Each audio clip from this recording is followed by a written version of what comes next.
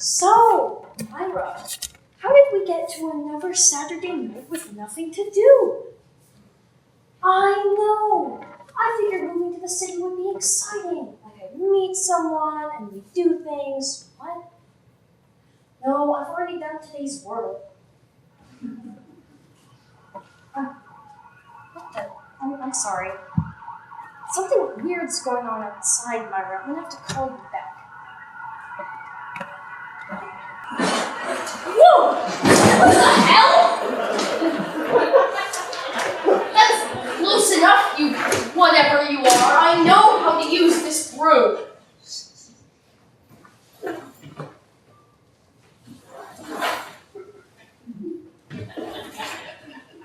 have to say, for a pile of Play-Doh, you aren't exactly a bad dancer. Thank you! It talks! How can it talk? I'm projecting my thoughts into your brain. How dare you projecting your slimy thoughts into my brain without permission? Well, I'm an entity with no mouth. So, it's either this or miming. No, don't you dare. No miming. Mimes creep me out. But it might be interesting to see how Big Pudding could possibly mime anything, but I guess I'll just go with the brain projection thing. But what are you? Where did you come from? What do you want from me? Whoa, so many excellent questions. And how about some excellent answers? Or would you rather feel the sting of my broom? Such a fiery spirit. Oh, I have to admit, I'm starting to feel a little... You say turned on, I swear I will slap you so hard. I was going to say I'm a little unsure where to begin. Sure. How about we start with what you are, and we'll go from there. Oh, very well. I suppose you Earthlings might call me an amoeba-like, cannibalistic, extraterrestrial invader. But I prefer to think of myself as an adaptable omnivore from beyond the heavens. Yeah, I'll just bet you do, Mr. Puffin stuff. But you look like a slobbery blob to me. Or a humongous fungus. A humongous fungus among us. Beauty's in the eye of the beholder, I suppose. But I am certainly no dreary fungus. Fine, not a giant fungus. A weird space amoeba. There's a big improvement. Where did you come from? Are you asking where I'm from originally, or where I was just before arriving at your formerly fair city? Just answer the question, doughboy. All right. No need for all that attitude. Just before I arrived here, I was in the Arctic, cooling my figurative heels. The Arctic? Why were you in the Arctic? Well, my arrival on your succulent planet some years back created a bit of a flapdoodle. Suffice to say, your military thought that I needed to, what's the phrase you humans use? Oh, yes, to chill out. So, I was deposited in the coldest place their constipated little minds could think of. And so, why aren't you still there? Because you humans are so careless with your planet. You've warmed up the Arctic like a tanning booth. All that stimulating snowmelt really got my pseudopods pulsating again. And gave me quite the appetite, too. So, after snacking on a couple polar bears and the odd seal for some quick energy, I felt that I needed to find some real food. So, here I am. And you plan to what? Turn the Earth into an all-you-can-eat smorgasbord? Well, pretty much. I'll be absorbing everything edible. Well, almost everything, that is. Almost? Yes, I've decided to spare one person. One person? Why? Well, my days in the Arctic, I've always thought that if I ever escaped, I I would take my revenge and make sure I was the only creature left alive. If I had been unfrozen in those days, we wouldn't be having this conversation. You'd be toast. Or, more accurately, soluble. Gross. But as my days crawled by, I realized that would be a lonely existence. So I decided to keep one person unabsorbed. That's great. Aren't you Mr. Generous? Props to you. Still leaves one question though. Why are you here? In my apartment? Think hard. You don't mean, oh, but I do. I want you to be my main squeeze, you might say. I would literally never say that. Well, what do you say? Will you be mine, Inez? You know my name?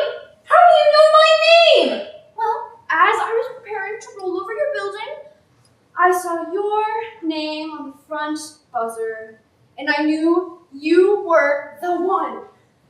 Oh, I've always loved the name Inez. In the language of my planet, Inez means the fragrant wellspring of the digestive juices. So beautiful. Yeah, it could be a friggin' Hallmark card. So you can see how I take as a sign I had to follow. I wish you'd just followed the no trespassing sign instead. Do I detect some hesitancy? Aw, gee. Why on earth would a girl be hesitant to spend the rest of her life with a creepy, alien Rorschach test on a ruined planet? Exactly. That was sarcasm, Jelly Belly. I'm not familiar with that concept. Oh, don't you worry. You'll become very familiar after you hang out with me till the end of time, which you seem so fixated on doing. Oh, so you're saying yes to my proposal? Not quite. Be reasonable, aspic face. How is this supposed to work? If you absorb every other living creature other than me, what am I supposed to eat? Better yet, where would your next meal be coming from? Oh, details. Figure something out later. No, not later. If you want me to say yes, I need specifics now. Are all females on your planet as fussy as you? Only the ones worth not eating. Fine.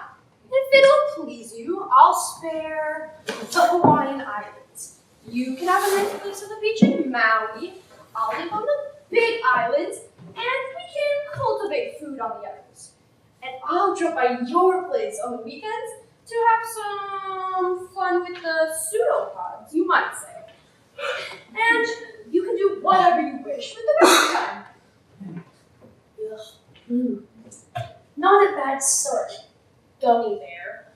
But one more thing. Okay. Human beings are social creatures. We need to be around our own kind to survive.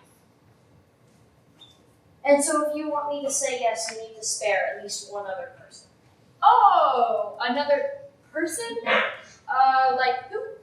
Well, you could spare... And it has to be female.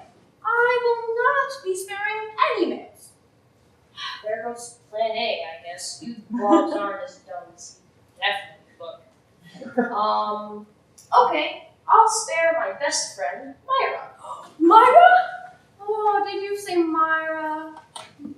What about Myra? Well, it's the only name I love more than Inez.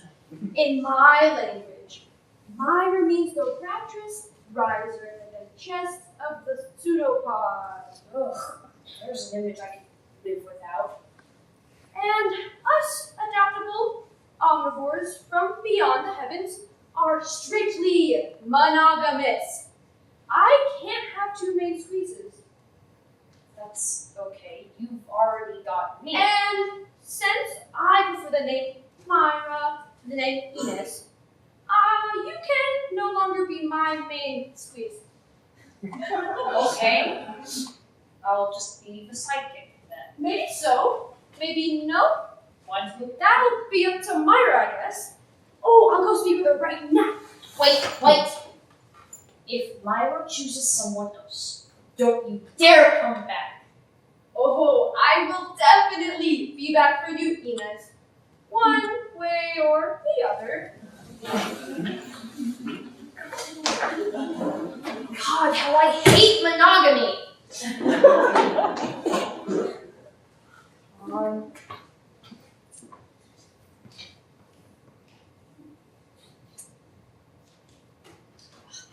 Come on, Myra, pick up your phone. Saturday night just got interesting.